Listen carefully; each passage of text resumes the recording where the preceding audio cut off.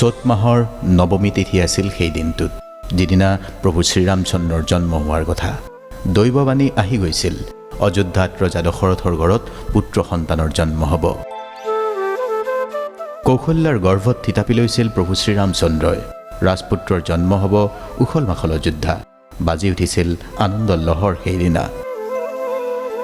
কিন্তু দুৰু দুৰুকৈ কঁপি আছিল কৌশল্যা, কাৰণ আৰু এক দৈৱবাণীয়ে চিন্তিত কৰি ৰাখিছিল কৌশল্যাক। কৌশল্যাই শুনিছিল, যদি দিনটোৰ আগবেলা ৰামৰ জন্ম হয় তেনেহ'লে পৃথিৱীৰ সকলো সুখ স্বাচ্ছন্দ্য পাব ৰামে, আৰু যদি পিছবেলা জন্মে যথেষ্ট প্ৰতিবন্ধকতাৰ মাজত ৰামে জীৱন কটাব। খিৰিকীৰে বাহিৰলৈ চাই ৰৈছিল কৌশল্যাই। সূৰ্যদেৱৰ তড়িৎ গতি পূবৰ পৰা ঠিক পশ্চিমলৈ, আৰু তেতিয়া ঠিক দুপৰীয়া, যেতিয়া বেলি মূৰৰ ওপৰত, অৰ্থাৎ আগবেলাও নহয় পিছবেলাও নহয়, সেই ক্ষণতেই জন্ম প্ৰভু শ্ৰীৰামচন্দ্ৰৰ। অৰ্থাৎ কৌশল্যাতনয় ৰামৰ জন্মৰ সময়েই যে ইংগিত দিছিল এখন যুদ্ধৰ, আৰু তাৰ পিছৰ কাহিনী আপুনি জানে।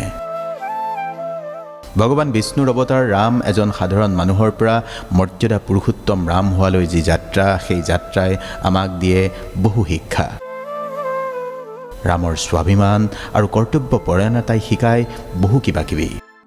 ৰাম কি নাছিল? এজন আদৰ্শ পুত্ৰ, এজন আদৰ্শ ছাত্ৰ, মৰমীয়াল ভাতৃ, বীৰ যোদ্ধা, প্ৰকৃত বন্ধু, আদৰ্শ ৰজা, আৰু যাৰ বাবে প্ৰভুৰ শ্ৰীৰামচন্দ্ৰৰ চৰিত্ৰই যুগৰ পিছত যুগ মানুহক আকৃষ্ট কৰি আহিছে। এতিয়াও আমি ৰামৰাজ্যৰ কথা কওঁ, এই কথাই প্ৰতিপন্ন কৰে শ্ৰীৰামচন্দ্ৰৰ চৰিত্ৰ কিদৰে ভাৰতীয় মানুহৰ মনত বা সমাজত শিপাই আছে। শ্ৰীৰামচন্দ্ৰৰ কথা ক'বলৈ গ'লে প্ৰথমেই তেওঁৰ কৰ্তব্য পৰায়ণতাৰ কথাই ক'ব লাগিব। 14 বছৰ বয়সত বনবাসত থকাৰ সময়তো এবাৰলৈ নিজৰ কৰ্তব্যৰ পৰা পিছ হুহুকি অহা নাছিল তেওঁ। তেওঁৰ এই গুণৰ বাবে আজি তেওঁক আমি পূজা কৰোঁ। ভগৱান শ্ৰীৰামচন্দ্ৰৰ জীৱনে আমাক শিক্ষা দিয়ে কৰ্তব্য পথত চলা সহজ নহয়, কিন্তু যিয়ে এই পথত পিছল নোখোৱাকৈ আগুৱাব পাৰে তেওঁ জীৱনৰ চূড়ান্ত শিখৰত উপনীত হ'বই। সকলোতকৈ ডাঙৰ কথা, ৰাম এজন আদৰ্শ পুত্ৰ। এজন আদৰ্শ পুত্ৰৰ চৰিত্ৰৰে শ্ৰীৰামে পুৰুষোত্তমৰ শাৰীলৈ উন্নীত হৈছিল। আপুনি জানে, ৰাম আছিল অযোধ্যাৰ যুৱৰাজ, অৰ্থাৎ ৰজা দশৰথৰ জ্যেষ্ঠ পুত্ৰ, যাৰ বাবে তেওঁই আছিল ৰজাৰ আসনখনৰ প্ৰথম আৰু একমাত্ৰ দাবীদাৰ। কিন্তু তাৰ পিছতো কৈকেয়ীৰ মন্ত্ৰণা আৰু পিতৃৰ আদেশ শিৰোধাৰ্য কৰি ত্যাগ কৰিবলগীয়া হৈছিল সেই অধিকাৰ। মানি লৈছিল 14 বছৰৰ বনবাস। তেওঁ জানিছিল তেওঁৰ বিৰুদ্ধে সেয়া এক অন্যায়মূলক সিদ্ধান্ত, পিছে তাৰ পিছতো পুত্ৰ ধৰ্ম পালন কৰি ৰাজপাট ত্যাগ কৰিছিল। দেখুৱাই দিছিল পুত্ৰ ধৰ্মতকৈ ৰাজপাট ডাঙৰ নহয়। আজি কোনোবা পিতৃৰ কথা শুনি কোনোবা পুত্ৰই 14 বছৰ বনবাস যোৱাটো দূৰৰ কথা, নিজে শোৱা বিচনাখন এৰি দিবলৈ চাগে সাজু নহ'ব। আজি আমি পাৰ্থিৱ ভোগবিলাক, নিজৰ সুখ স্বাচ্ছন্দ্যৰ কথা ভাবোঁ, কিন্তু শ্ৰীৰামচন্দ্ৰই পিতৃৰ সত্যবচন যাতে থাকে তাৰ বাবেই পিতৃৰ আজ্ঞা শিৰোধাৰ্য কৰি 14 বছৰৰ বাবে বনবাসলৈ ওলাই গৈছিল। শ্ৰীৰামৰ আদৰ্শ আৰু ধৈৰ্যই দেখুৱাই দিয়ে তেওঁ সদায় সঁচাই এজন আদৰ্শ ভাতৃ আছিল। যেতিয়া মাতা কৈকেয়ীয়ে ৰামৰ ৰাজমুকুটটো পুত্ৰ ভৰতৰ বাবে বিচাৰিছিল, তেওঁ এবাৰলৈও না কোৱা নাছিল। হাঁহি হাঁহি মানি লৈছিল এই কথা, যাবলৈ সাজু হৈছিল বনবাসলৈ। আনকি বনবাসত যোৱাৰ সময়ত ৰাজ্যবাসীক অনুৰোধ জনাইছিল, অযোধ্যাবাসীক কৈছিল, তেওঁক দিয়া মৰম আৰু সন্মানেই যেন ভৰতৰ প্ৰতি প্ৰদৰ্শন কৰে অযোধ্যাবাসীয়ে। এজন ব্যক্তিৰ বাবে ধৈৰ্যৰ প্ৰতীক শ্ৰীৰাম। অৱশ্যে তেওঁৰ এই ত্যাগক সন্মান দিছিল ভাতৃয়েও। সেই ৰামৰ লগত লক্ষ্মণ বনবাসৰ সংগী হোৱাৰ বিপৰীতে ভৰতে যেতিয়া শাসন চলাইছিল তেতিয়া কেতিয়াও বহা নাছিল ৰাজপাটত। তাৰ সলনি ৰামৰ খৰমজোৰে সদায় ৰাজআসন শুৱনি কৰি ৰাখিছিল ভৰতৰ শাসনকালত। এই ক্ষেত্ৰত প্ৰভু শ্ৰীৰামচন্দ্ৰৰ প্ৰতি ৰাজশাসনত বহিলেও ভৰতৰ ভক্তি মন কৰিবলগীয়া। আচলতে আজিৰ তাৰিখত আপুনি মই পাই থকা অলপমান সা সুবিধা ভোগৰ পৰা বঞ্চিত হ'লেই আমি হাহাকাৰ কৰি উঠোঁ। জীৱনটো হ'ল অসাৰ টাইপ এটা ট্ৰেজেডি গীত বেকগ্ৰাউণ্ডত যেন বাজি উঠে। কিন্তু ত্ৰেতা যুগত প্ৰভু শ্ৰীৰামচন্দ্ৰই 14 বছৰৰ বাবে ৰাজ পৰিয়ালৰ সকলো সা সুবিধা ত্যাগ কৰি বনৰ আলু কচু খাই কৰ্তব্য আৰু দায়িত্ববোধ কি আপোনাক মোক বুজাই থৈ গৈছে। আৰু বন্ধু, আমি বন্ধু বুলি ক'লেই বহু মানুহ গোট খায় আমাৰ সন্মুখত, কিন্তু বন্ধু বুলি মানুহক মুখেৰে কোৱা সহজ। বন্ধুত্ব কেনেকৈ ৰাখিব লাগে শিকিব লাগে প্ৰভু শ্ৰীৰামচন্দ্ৰৰ পৰা। বন্ধুত্ব কৰাৰ ক্ষেত্ৰতো প্ৰভু ৰামচন্দ্ৰই ৰখা নাছিল কোনো ভেদভাৱ। সুগ্ৰীৱ, নিষাদৰাজ, বিভীষণক তেওঁৰ জীৱনত দিয়া স্থানেই প্ৰমাণ কৰে বন্ধুত্বৰ গুৰুত্ব কিমান জীৱনত। সেয়ে হয়তো শ্ৰীৰামচন্দ্ৰ আপোনাৰ বা মোৰ বাবে পূজ্য পূজনীয়। দয়াৰ সাগৰ শ্ৰীৰামচন্দ্ৰই কাৰো প্ৰতি কোনো অন্যায় কৰা নাছিল। তেওঁ ক্ৰোধ, লোভ আদিৰ পৰা সদায় আঁতৰত থাকিছিল। ইচ্ছা কৰা হ'লে তেওঁ সুগ্ৰীৱক হেৰুৱা ৰাজ্য ঘূৰুৱাই নিদিয়াকৈ থাকিব পাৰিলে হয়, কিন্তু তাকে নকৰি তেওঁ তেওঁৰ প্ৰাপ্য ঘূৰাই দিছিল। ৰাৱণৰ ভগ্নী মন্থৰাই কৰা ষড়যন্ত্ৰৰ কথা জানিও তেওঁৰ প্ৰতি দয়াপৰশ হৈছিল শ্ৰীৰাম। ধৈৰ্য আৰু ত্যাগৰ প্ৰতীকৰ সমানেই দয়াবানো আছিল মৰ্যাদা পুৰুষোত্তমগৰাকী। ৰামৰ সীতাৰ প্ৰতি যি প্ৰেম সেয়া সৰ্বজন বিদিত। সীতাৰ বাবেই লংকা আক্ৰমণ কৰিবলগীয়া হৈছিল, আৰু যেতিয়া প্ৰভু ৰামচন্দ্ৰই লংকা আক্ৰমণ কৰিছিল তেতিয়া তেওঁৰ হাতত ৰাজপাট নাছিল ৰাজসৈন্য। এই কথাই আমাক শিকায় যে সাহসেৰে যদি নিজৰ মানুহজনীক বা নিজৰ প্ৰিয়তমাক ৰক্ষা কৰিব খোজে, ধৰ্মৰ স্থাপনৰ বাবে যুদ্ধ কৰিব খোজে, তেনেহ'লে কোনো ৰাজপাটৰ প্ৰয়োজন নাই, ৰাজসৈন্যৰ প্ৰয়োজন নাই। অকলেই সেই যুদ্ধৰ মুখামুখি হ'ব পাৰি। অৰ্থাৎ আপোনাৰ জীৱনত যদি এক ভয়ানক সমস্যা হৈছে, সেই সমস্যাৰ মুখামুখি হ'বলৈ আপোনাৰ হাতত অস্ত্ৰ শস্ত্ৰ নাথাকিব পাৰে, কিন্তু বুদ্ধিমত্তাৰে সেই যুদ্ধ আপুনি জয় কৰিব পাৰে। ভগৱান শ্ৰীৰামচন্দ্ৰৰ পৰা সেই শিকনি আজিৰ তাৰিখত আপুনি মই ল'ব পাৰোঁ। এটা কথা হয়তো আপুনি ক'ব যে সেই ৰামচন্দ্ৰৰ সন্মুখতেই সীতা দেৱীয়ে অগ্নি পৰীক্ষা দিবলগীয়া হৈছিল। সীতাক ঘূৰাই অনাৰ পাছত স্বামীৰ পৰা আঁতৰি যাবলগীয়া হৈছিল। তেওঁ 2 পুত্ৰ লৱ-কুশৰ সৈতে ঋষিৰ আশ্ৰমত সময় কটাবলগীয়া হৈছিল। সেই সময়ছোৱা শ্ৰীৰামচন্দ্ৰৰ বাবেও আছিল যথেষ্ট কষ্টকৰ, কিন্তু তাৰ পিছতো ৰাজ্যবাসীৰ বাবেই পত্নীক ত্যাগ কৰিছিল ৰজা শ্ৰীৰামে। ইয়ে প্ৰমাণ কৰে তেওঁৰ কৰ্ম, ন্যায় আৰু সত্যৰ প্ৰতি থকা অনুৰাগ বা অনুগামিতা। দুখক আদৰিও বিচলিত হোৱা নাছিল সত্যৰ পথৰ পৰা।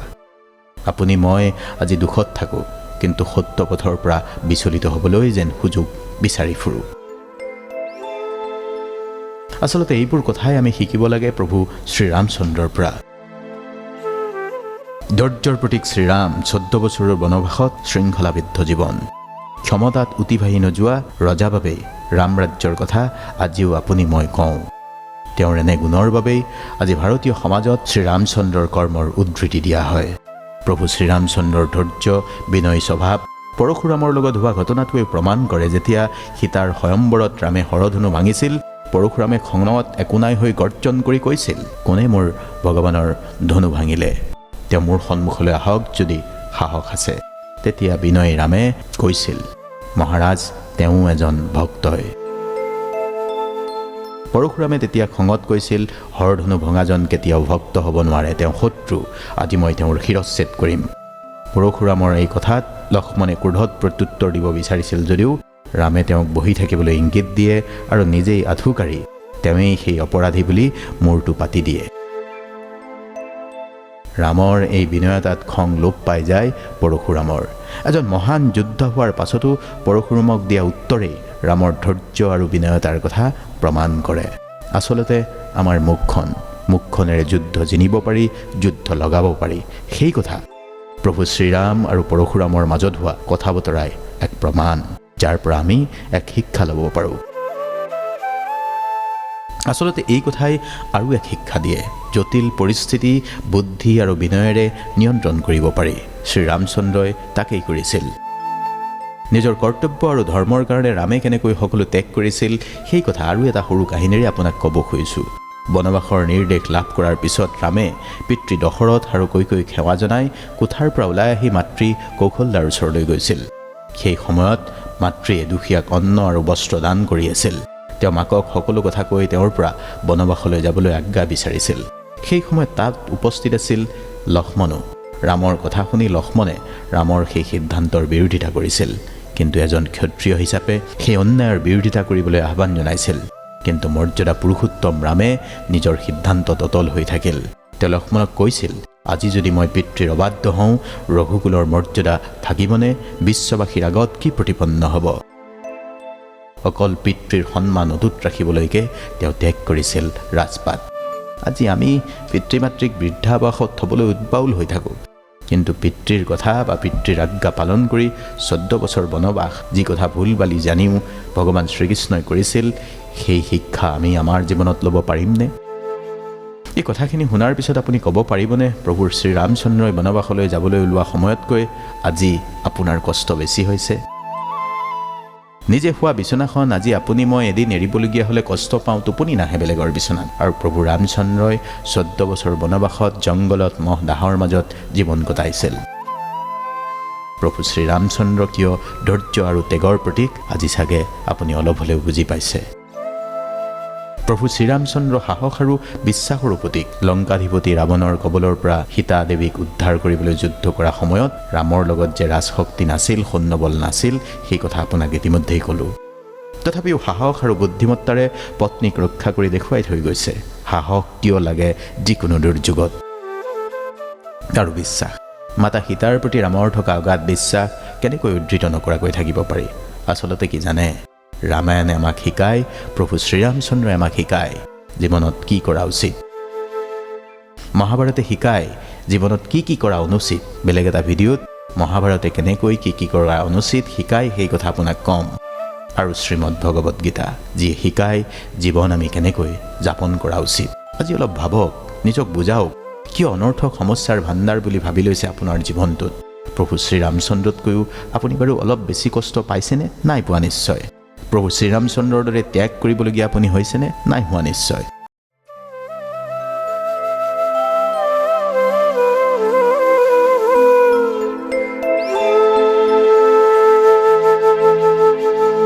ভগৱান শ্ৰীবিষ্ণুৰ অৱতাৰ প্ৰভু ৰামচন্দ্ৰই জীৱন সম্পৰ্কে যি জিজ্ঞাসা আপোনাক মোক দেখুৱাইছে, যি সমিধান দেখুৱাই থৈ গৈছে, তাৰ পৰাই আজি আপোনাক ক'ব খুজিছোঁ। পিতৃ মাতৃক অসুখী কৰি আপুনি মই কোনো মনুষ্যই এই পৃথিৱীত সুখী হ'ব নোৱাৰোঁ। প্ৰভু শ্ৰীৰামচন্দ্ৰও জানিছিল পিতৃ দশৰথে ভুলেই কৰিছে, কিন্তু পিতৃৰ বিৰুদ্ধাচৰণ কৰা নাছিল। প্ৰভু শ্ৰীৰামে বিচৰা নাছিল জগতে চিৰকাল মনত ৰাখক শ্ৰীৰামক এজন অবাধ্য পুত্ৰ বুলি, আৰু সেইবাবেই লক্ষ্মণক কৈছিল, আজি যদি মই পিতৃৰ অবাধ্য হওঁ, ৰঘুকুলৰ মৰ্যাদা থাকিব জানো? বিশ্ববাসীৰ আগত কি প্ৰতিপন্ন হ'ব?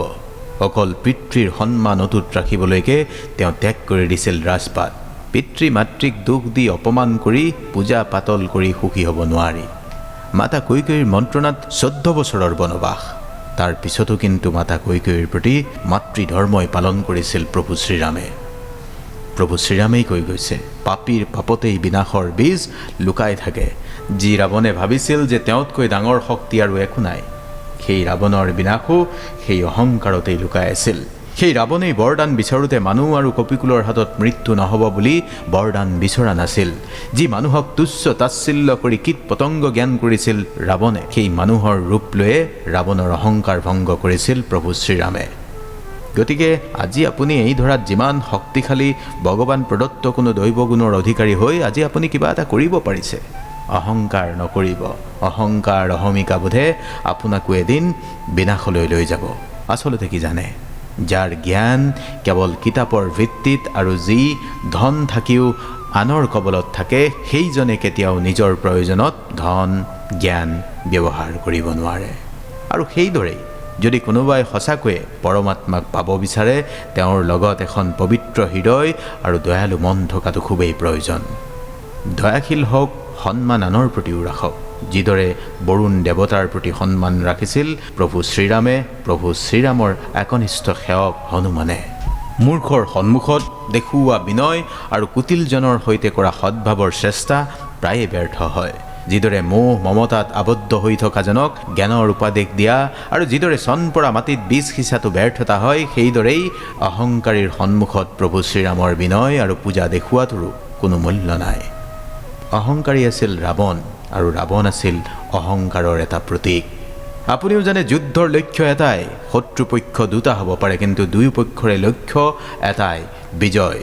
ভগৱান শ্ৰীৰামে ৰাৱণৰ বিৰুদ্ধে যুদ্ধ ঘোষণা কৰিও কৈছিল, এই যুদ্ধ ৰাৱণৰ বিৰুদ্ধে নহয়, এই যুদ্ধ অনীতিৰ বিৰুদ্ধে নীতিৰ যুদ্ধ, অধৰ্মৰ বিৰুদ্ধে ধৰ্মৰ যুদ্ধ, অসত্যৰ বিৰুদ্ধে সত্যৰ যুদ্ধ, অন্যায়ৰ বিৰুদ্ধে ন্যায়ৰ যুদ্ধ। আপুনি আজি জীৱনৰ যুদ্ধক্ষেত্ৰত যদি বিজয়ৰ সপোন দেখিছে, তেনেহ'লে অন্যায় অনীতি অসত্যৰ আশ্ৰয় লৈ যুদ্ধ জিকিব নোৱাৰে। আপুনি হয়তো ক'ব পাৰে, যুদ্ধ কৰিয়ে আছে, সত্য পথত আছে, আপুনি ধৰ্ম কৰ্ম কৰিয়ে আছে, অন্যায় অনীতিৰ আপুনি আশ্ৰয় লোৱা নাই, তথাপিতো আপুনি যুদ্ধত জিকা নাই, আপোনাৰ সপোন পূৰণ হোৱা নাই। যদি আপোনাৰ জীৱনৰ সপোন পূৰণ কৰিব পৰা নাই, তেনেহ'লে সপোন সলনি কৰিব নালাগে, সিদ্ধান্ত সলনি কৰিব নালাগে, আপুনি সলাব লাগিব আপোনাৰ পথ। আপুনি জানে, গছে ঋতু পৰিৱৰ্তনত পাত সলায়, শিপা সলাই নেপেলায়। শিপা আপুনি খামুচি ধৰি থাকিব লাগিব। বিচাৰধাৰা আপোনাৰ ইতিবাচক হ'ব লাগিব। বিচাৰধাৰা যেতিয়া ইতিবাচক হ'ব, ৰাস্তা সহজ আৰু সৰল নিজেই হৈ যাব। প্ৰভু শ্ৰীৰামেও সেই পথেই অৱলম্বন কৰিছিল। প্ৰভু শ্ৰীৰামৰ কথা ক'বলৈ গ'লে কৰ্তব্য পৰায়ণতাৰ কথা আপুনি মনত ৰাখিব লাগিব। 14 বছৰ বনবাসত থকাৰ সময়তো এবাৰলৈ নিজৰ কৰ্তব্যৰ পৰা পিছ হুহুকি অহা নাছিল প্ৰভু শ্ৰীৰাম। তেওঁৰ সেই গুণৰ বাবে আজি তেওঁ পূজনীয়। তেওঁৰ জীৱনে আমাক শিক্ষা দিয়ে, কৰ্তব্য পথত চলা ইমান সহজ নহয়, কিন্তু যিয়ে এই পথত পিছল নোখোৱাকৈ আগুৱাব পাৰে, তেওঁৱেই জীৱনৰ চূড়ান্ত শিখৰত উপনীত এদিন নহয় এদিন হ'বই।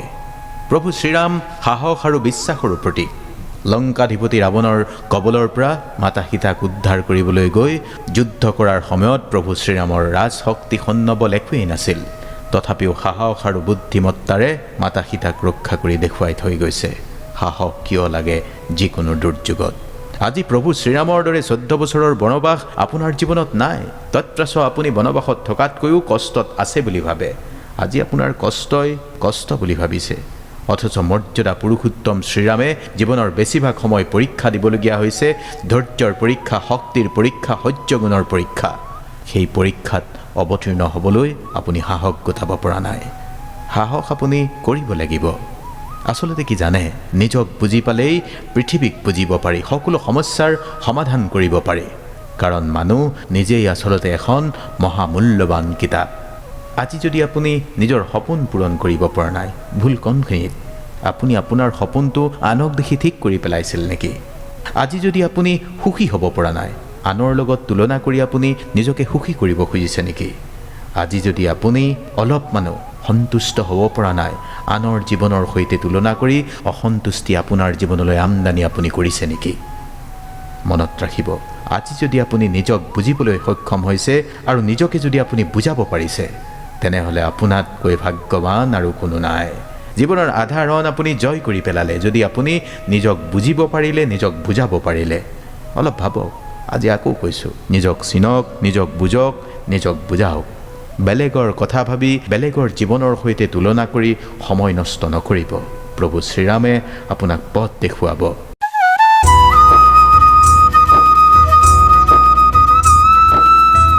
ভাৰতীয় 4 বেদ, উপনিষদ, পুৰাণ বা মহাকাব্যৰ পৰা শিকিবলগীয়া আধুনিক কিছু কথা আছে, যিবোৰ কথা আমি কেৱল ধৰ্মীয় কথা বুলি উপেক্ষা কৰি আহিছোঁ।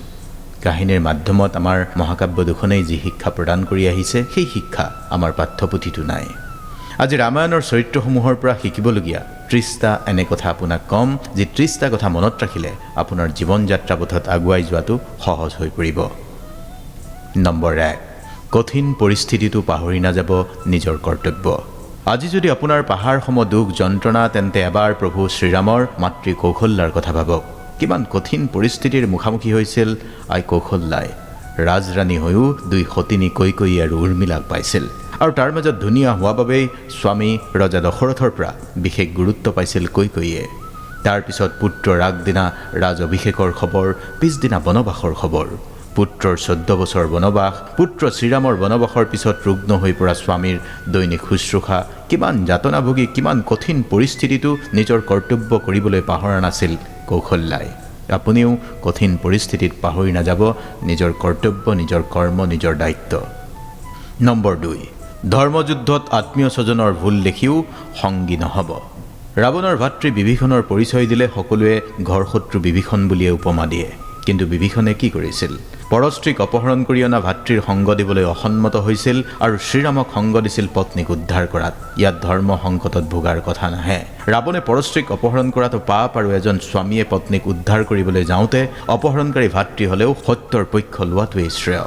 তাকেই কৰিছিল বিভীষণে। নম্বৰ 3, শক্তি থাকিলেই প্ৰয়োগ অনুচিত। বাল্মীকি ৰামায়ণত দেখুওৱা হৈছে প্ৰভু শ্ৰীৰামৰ ভক্ত হনুমানৰ অপাৰ শক্তি, যি হনুমন্তই প্ৰভু শ্ৰীৰামৰ কথামতেই লংকাত গৈ ৰাৱণৰ কবলত থকা সীতামাতাক দৰ্শন কৰি আহিছিল।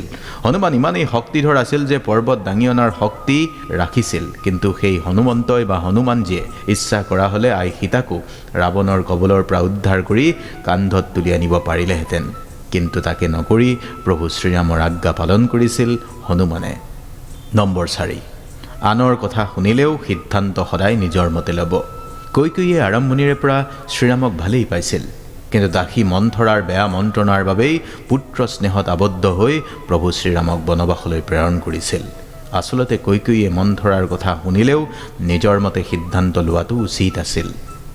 নম্বৰ 5, বন্ধু বা সংগী সদায় ভাল হ'ব লাগে। কৈকেয়ীয়ে দাসী মন্থৰাৰ কথা শুনি গোটেই জীৱন পশ্চাতাপ কৰিবলগীয়া হোৱা বিষয়টোৱে স্পষ্ট কৰে। বেয়া সংগৰ কথা শুনি গোটেই জীৱন অনুতাপ কৰাতকৈ ভাল সংগী বা বন্ধু বাছনি কৰা আমি ভাল। নম্বৰ 6, ভগৱানৰ সেৱা আৰু সমৰ্পণৰ সুখ। শ্ৰী লক্ষ্মণ আছিল সুমিত্ৰাৰ পুত্ৰ। যেতিয়া শ্ৰীৰাম বনবাসলৈ গৈছিল তেতিয়া লক্ষ্মণক সুমিত্ৰাই কৈছিল, য'ত ৰাম আছে তাতেই আছে সম্পূৰ্ণ অযোধ্যা। সেইবাবেই জ্যেষ্ঠ ভাতৃ শ্ৰীৰামক ভগৱানৰ দৰে সেৱা আগবঢ়াইছিল ভাই লক্ষ্মণে, আৰু তাতেই সুখ পাইছিল লক্ষ্মণে।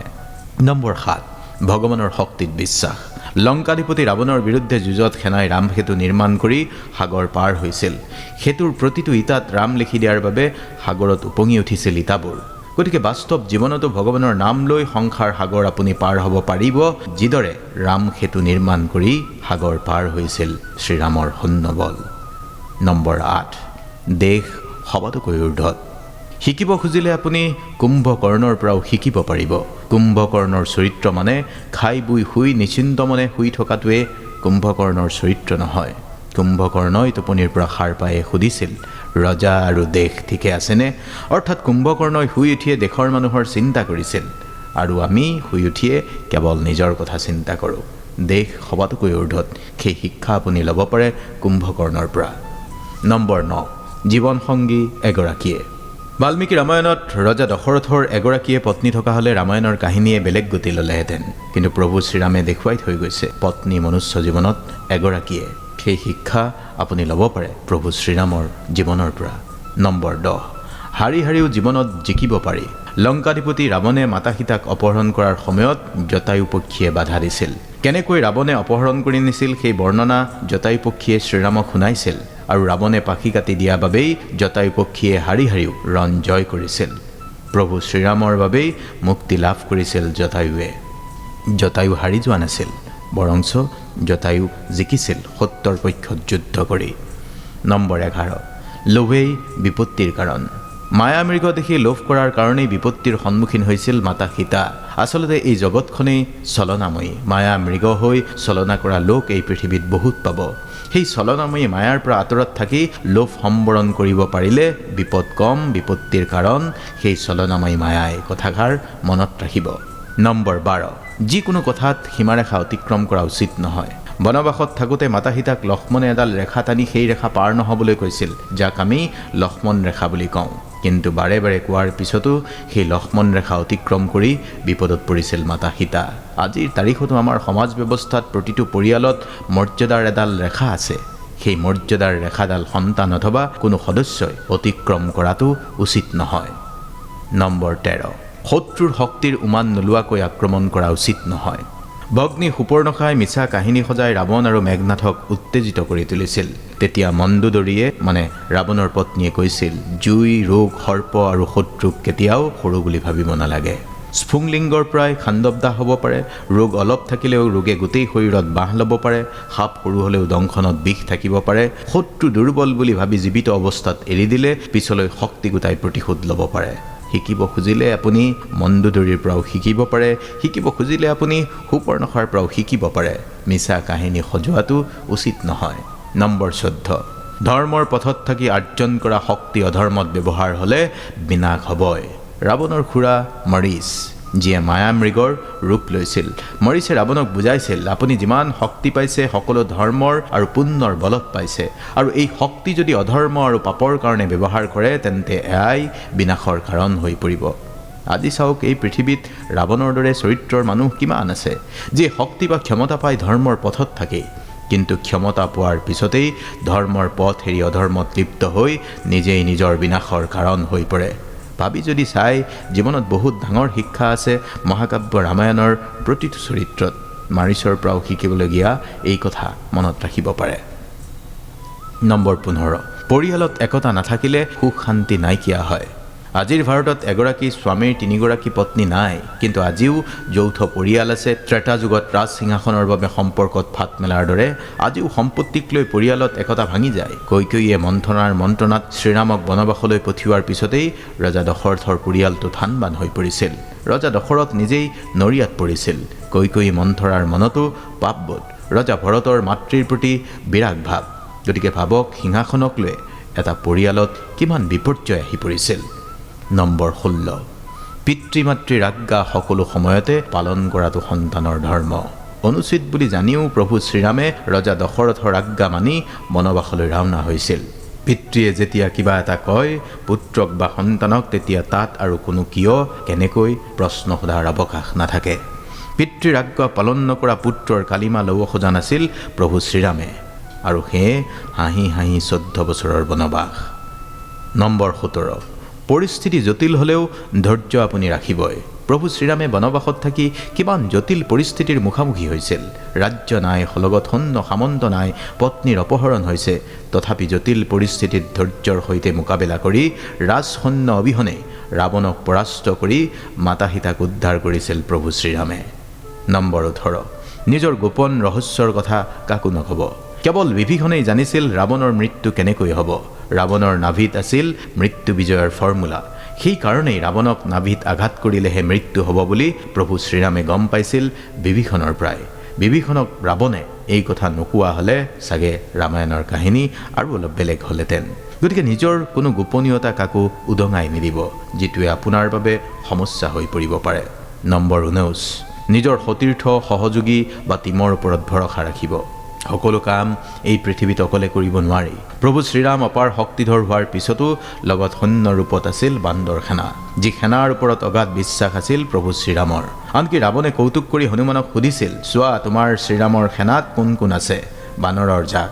বান্দৰৰ জাকে কি সীতাক উদ্ধাৰ কৰিব পাৰিব? তুচ্ছ তাচ্ছিল্য কৰিছিল ৰাৱণে হনুমানক, আৰু তুচ্ছ তাচ্ছিল্য কৰিয়ে হনুমানৰ নেজত জুই লগাই দিছিল ৰং চাবলৈ। তাৰ পিছত হনুমানৰ নেগুৰত লগা সেই জুয়ে সমগ্ৰ লংকা দহিছিল। নম্বৰ 20, বলৱান বা শক্তিশালী হ'লেই জয় নিশ্চিত নহয়। লংকাধিপতি ৰাৱণ কিমান শক্তিশালী আছিল দুনাই কোৱাৰ প্ৰয়োজন নাই। শক্তিশালী হৈও ৰাৱণ বধ হৈছিল। বৰদানেও কাম দিয়া নাছিল, কাৰণ ৰাৱণ সত্যৰ পথত নাছিল। নম্বৰ 21, সম্পত্তিতকৈ বেছি গুৰুত্বপূৰ্ণ সম্পৰ্ক। প্ৰভু শ্ৰীৰামে বনবাসলৈ ওলোৱা সময়ত এফালে ভাতৃৰ প্ৰতি মৰমৰ বাবেই ভাই লক্ষ্মণো বনবাসলৈ ওলাইছিল, আনফালে ভৰতে ৰাজসিংহাসন স্বীকাৰ কৰিবলৈ সন্মত হোৱা নাছিল। ভাতৃত্বৰ সম্পৰ্ক কি বুজাই দিয়ে ভৰত আৰু লক্ষ্মণৰ এই মনোভাৱে। নম্বৰ 22, ক্ৰোধ, লোভ, মোহেই নৰকৰ 3 দুৱাৰ। শ্ৰীমদ ভাগৱত গীতাত থকা এই কথা ৰামায়ণতো আছে। ৰাৱণ শক্তিশালী আছিল, কিন্তু ক্ৰোধ সম্বৰণ কৰিব পৰা নাছিল। অগ্নি সুপৰ্ণখাকো ৰামৰ বিৰুদ্ধে প্ৰেৰণ কৰিছিল। পৰস্ত্ৰীক অপহৰণ আছিল লোভ মোহৰ কাৰণ, আৰু এই লোভ মোহেই পতনৰ কাৰণ হৈ পৰিছিল ৰাৱণৰ বাবে। নম্বৰ 23, দুখ কষ্টৰ সময়তো ধৈৰ্য আপুনি ধৰিবই লাগিব। 14 বছৰৰ বনবাসত নানানটা আহুকাল, কিমান দুখ কিমান কষ্ট হৈছিল শ্ৰীৰাম আৰু লক্ষ্মণে। এই দুখ কষ্টৰ সময়খিনি অতিক্ৰম কৰিবলৈ 14 বছৰৰ অপেক্ষা সহজ কথা নাছিল। আমাৰ মনুষ্যৰ জীৱনতো আজিৰ তাৰিখতো দুখ কষ্টৰে ভৰা এনে কিছুমান সময় আহে। ধৈৰ্য ধৰি এই সময়খিনি পাৰ কৰি জীৱন কটোৱাটোহে গুৰুত্বপূৰ্ণ। নম্বৰ 24, প্ৰতিশোধতকৈ ক্ষমা বেছি গুৰুত্বপূৰ্ণ জীৱনত। প্ৰতিশোধৰ অগণিত জ্বলি থাকিলেই সেই জুয়ে নিজকো পুৰিব এটা সময়ত। যি প্ৰতিশোধৰ দাবানলত পতন হৈছিল ৰাৱণৰ, আৰু প্ৰভু শ্ৰীৰাম যি আছিল ক্ষমাৰ প্ৰতীক, যি মন্থৰাৰ মন্ত্ৰণামতে কৈকেয়ীয়ে প্ৰভু শ্ৰীৰামক বনবাসলৈ পঠিয়াইছিল, সেই মন্থৰাকেই শাহু মাতৃতুল্য বুলি কৈ চৰণ চুই আশীষ ল'বলৈ কৈছিল মাতা সীতাক। নম্বৰ 25, পাপ কৰিলে প্ৰায়শ্চিত্ত কৰিবই লাগিব। প্ৰভু শ্ৰীৰামক মাতা সীতা আৰু ভাতৃ লক্ষ্মণ সহিতে বনবাসলৈ পঠিয়াবলৈ মন্ত্ৰণা দিছিল দাসী মন্থৰাই। 14 বছৰ ধৰি প্ৰায়শ্চিত্তৰ অগণিত দগ্ধ হৈ মন্থৰায়ো কোঠাৰ পৰা বাহিৰলৈ ওলোৱা নাছিল। সেই মন্থৰাক সাক্ষাতৰ সময়ত প্ৰভু শ্ৰীৰামক কৈছিল, মোক শাস্তি দিয়ক শ্ৰীৰাম। তেতিয়া প্ৰভু শ্ৰীৰামে মন্থৰাক মাতৃতুল্য বুলি কৈ ৰাজভৱনত মন্থৰাৰ সন্মান সুৰক্ষিত থাকিব বুলি কৈছিল। প্ৰাপৰ প্ৰায়শ্চিত্ত এনেকৈয়ে সহিবলগীয়া হৈছিল মন্থৰাই, আৰু শেষত ৰাম ৰাম নাম জপ কৰিছিল মন্থৰায়ো। নম্বৰ 26, মাতৃয়ে সন্তানৰ বাবে যিকোনো কাম কৰিব পাৰে। পুত্ৰ স্নেহত বন্দী হৈয়ে কৈকেয়ীয়ে শ্ৰীৰামৰ পৰা সিংহাসন আজুৰি ভৰতক গতাই দিছিল।